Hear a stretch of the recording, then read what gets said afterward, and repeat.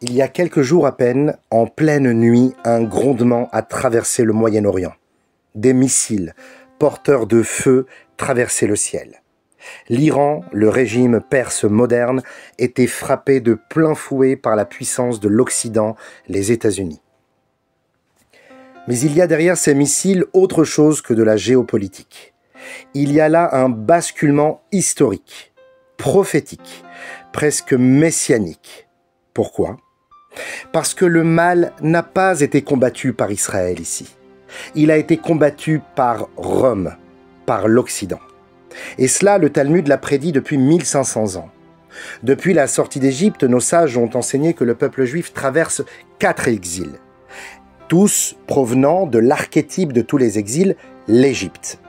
Ve'ele shmot bnei Israël habbaim mitzrayma, voici les enfants d'Israël qui arrivèrent en Égypte. Baïm, les arrivants, portent les initiales des 4 exils. Bet, Babylone, Aleph, Édom, donc Rome, donc l'Occident. Yud, Yavan, la Grèce, et même Madaï, l'histoire de Pourim, donc la Perse. Et dans la chronologie, le dernier, c'est l'exil de Rome, celui qui dure jusqu'à aujourd'hui. Chaque exil est associé à un empire, à une idéologie, et donc à une épreuve différente pour Israël. Mais la Gemara, dans Avodah Zarah 2b, nous livre un détail saisissant. De ces 4 empires, seuls 2 des 4 survivront jusqu'à la fin des temps. Rome, qui incarne l'Occident chrétien, démocratique, et la Perse, qui survit dans l'Iran islamiste. Et ce n'est pas tout. Le Talmud, dans Yoma 10a, nous livre une prophétie claire. À la fin des temps, la Perse tombera aux mains de Rome.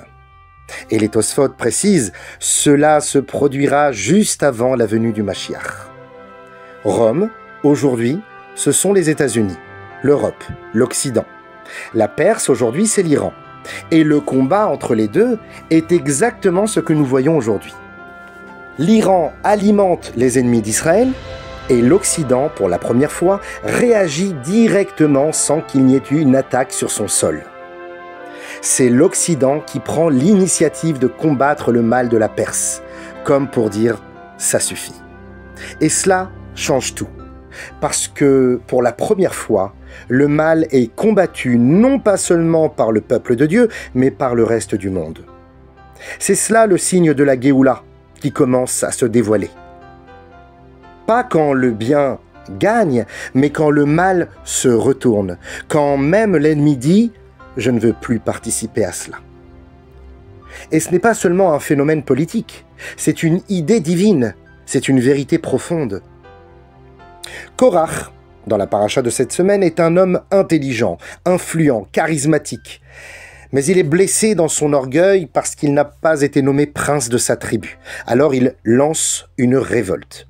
Mais attention, ce n'est pas une révolte vulgaire. Ce n'est pas un homme qui veut de l'argent ou de la gloire. D'ailleurs, il était le plus riche du peuple juif. Non, il se présente comme un idéaliste de gauche, communiste. Il dit « Toute la communauté est sainte, alors pourquoi vous vous élevez au-dessus d'eux » On pourrait presque croire à un discours égalitaire, mais en réalité, c'est un piège. Un populisme spirituel. Ce que Korach veut en réalité, ce n'est pas l'égalité, c'est le pouvoir, en s'appuyant certes sur la religion. Et comment Dieu répond-il à cette manipulation ? Non pas seulement en punissant, mais en instituant une légitimité. Il ordonne que les Kohanim, descendants d'Aaron, qui ont subi la révolte de Korach, puissent recevoir 24 cadeaux sacrés qui leur seront réservés pour toutes les générations. Et ces cadeaux sont accompagnés d'une formule puissante, Berit Melach Olam, une alliance de sel éternel, comme le sel qui ne pourrit jamais. Pourquoi 24 cadeaux ? Car il y a eu 12 tribus qui ont suivi Korach et qui ont voulu voler la Keuna, la prêtrise. Un voleur, dans la halacha, paie le double. Alors donc, 12 tribus x 2, 24 cadeaux.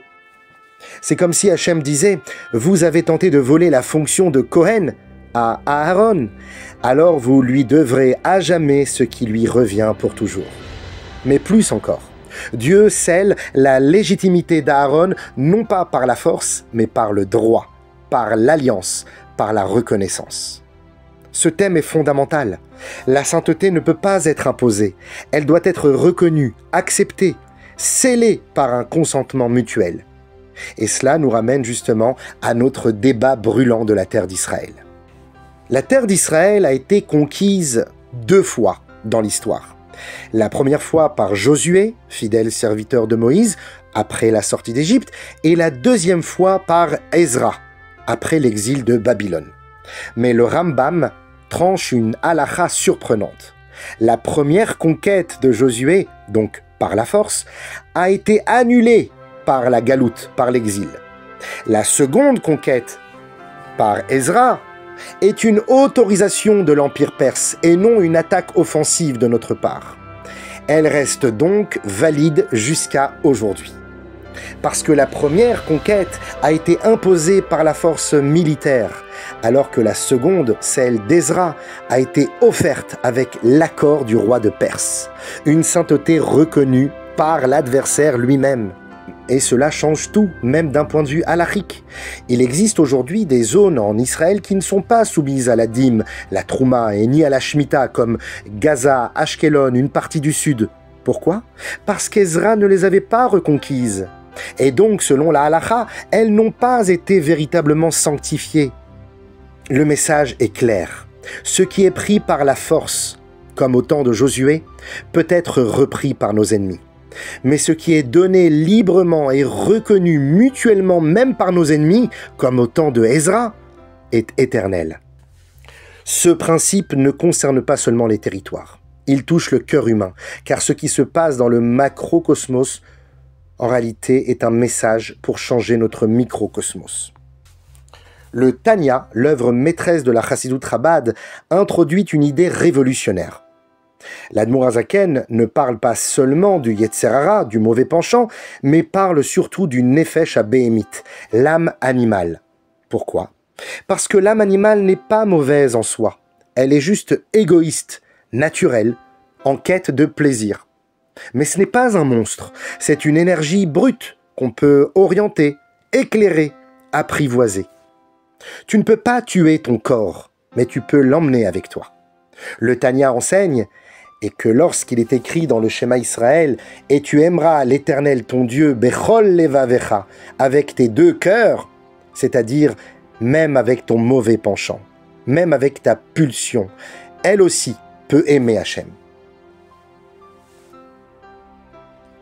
Le Tanya enseigne à propos d'une partie dans le Tanya enseigne une partie du Shema Israël, Ve'ahavta et Hashem Elokecha bechol levavcha, et tu aimeras l'Éternel ton Dieu de tous tes cœurs, au pluriel, même avec ton mauvais penchant, même avec ta pulsion, elle aussi peut aimer Hachem.